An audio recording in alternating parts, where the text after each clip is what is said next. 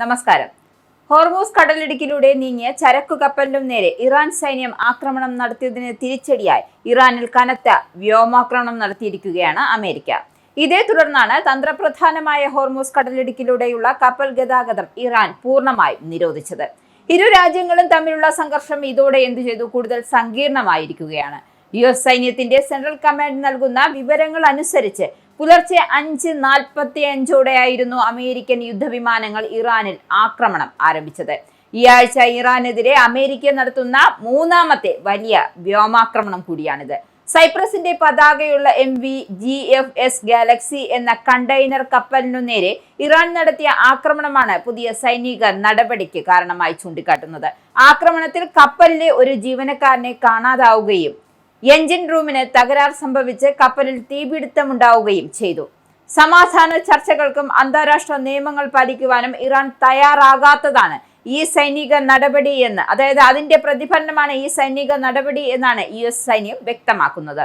അടുത്തിടെ അമേരിക്കയും ഇസ്രായേലും ചേർന്ന് നടത്തിയ സംയുക്ത വ്യോമാക്രമണത്തിൽ ഇറാന്റെ പരമോന്നത നേതാവായിരുന്ന ആയത്തുള്ള അലി ഖമേനി കൊല്ലപ്പെട്ടിരുന്നു. അദ്ദേഹത്തിന്റെ സംസ്കാര ചടങ്ങുകൾക്ക് ശേഷം പിൻഗാമിയും മകനുമായ ആയത്തുള്ള മുസ്തഫ ഖമേനി തങ്ങളുടെ പ്രിയ നേതാവിന്റെ മരണത്തിൽ വൻ പ്രതികാരം ചെയ്യുമെന്ന് പരസ്യമായി പ്രഖ്യാപിച്ചിരുന്നു. ഇതിന് തൊട്ടു പിന്നാലെയാണ് പേർഷ്യൻ ഗൾഫിൽ ഇറാന്റെ ഇസ്ലാമിക് റവല്യൂഷണറി ഗാർഡ് കോർപ്സ് സൈനിക നീക്കം ശക്തമാക്കിയതും സംഘർഷം അതിരൂക്ഷമായി തീർന്നതും. ഹോർമൂസ് കടലിടുക്കിലൂടെ സഞ്ചരിക്കുകയായിരുന്ന GFS ഗാലക്സി എന്ന കണ്ടെയ്നർ കപ്പലിന് നേരെയാണ് ഇറാന്റെ ഈ അപ്രതീക്ഷിതമായ ആക്രമണം സംഭവിച്ചതും അല്ലെങ്കിൽ ആക്രമണം ഉണ്ടായതും. ആക്രമണത്തിൽ കപ്പലിന്റെ എഞ്ചിൻ റൂമിന് കനത്ത നാശനഷ്ടം സംഭവിക്കുകയും വലിയ രീതിയിൽ തീപിടുത്തമുണ്ടാവുകയും ചെയ്തു. കപ്പലിലുണ്ടായിരുന്ന ഒരു സാധാരണക്കാരനായ ജീവനക്കാരനെ കാണാതായത്. എന്തായാലും വാണിജ്യ കപ്പലിനു നേരെ ആക്രമണം നടന്നതിന് പിന്നാലെ ഇറാനിലെ മിലിറ്ററി കേന്ദ്രങ്ങൾക്കു നേരെയും അമേരിക്ക അതിശക്തമായ മൂന്നാം ഘട്ട വ്യോമാക്രമണം നടത്തി. US സെൻട്രൽ കമാൻഡറാണ് ശനിയാഴ്ച രാത്രി വൈകി ആരംഭിച്ച വ്യോമാക്രമണ വിവരങ്ങൾ ഔദ്യോഗികമായി പുറത്തുവിട്ടത്.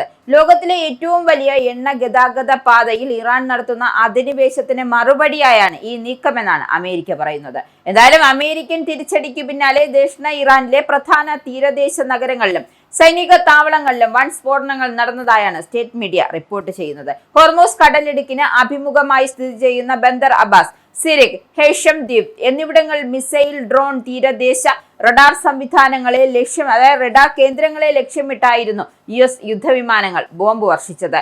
സമാധാനപരമായി സർവീസ് നടത്തുന്ന വാണിജ്യ കപ്പലുകളെയും നിരപരാധികളായ നാവികരെയും ആക്രമിക്കുന്ന ഇറാന്റെ ശേഷിയെ നിഷ്പ്രഭമാക്കാൻ US കനത്ത വില ഈടാക്കുക തന്നെ ചെയ്യുമെന്നാണ് US സെൻട്രൽ കോം വ്യക്തമാക്കുന്നത്.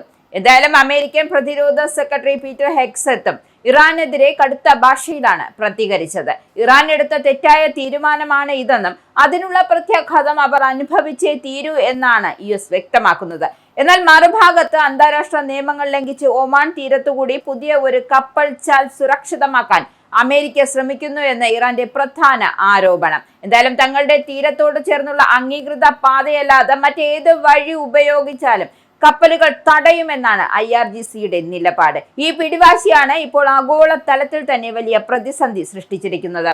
അടുത്ത അറിയിപ്പ് ഉണ്ടാകുന്നതുവരെ ഹോർമൂസ് കടലിടുക്കിലൂടെയുള്ള എല്ലാ കപ്പൽ ഗതാഗതവും നിരോധിച്ചതായാണ് ഇറാന്റെ പ്രഖ്യാപനം. എന്തായാലും ഈ ഒരു പ്രഖ്യാപനം വന്നതോടെ ആഗോള എണ്ണ വിപണി പൂർണ്ണമായും നിലച്ച മട്ടാണ്. ലോകത്തെ ആകെ പെട്രോളിയം വിതരണത്തിന്റെ 1/5 കടന്നു പോകുന്ന പാത അടഞ്ഞത് ഇന്ധനവില കുതിച്ചുയരാൻ ഇടയാക്കുമെന്ന ആശങ്കയിലാണ് പ്രമുഖ രാജ്യങ്ങൾ.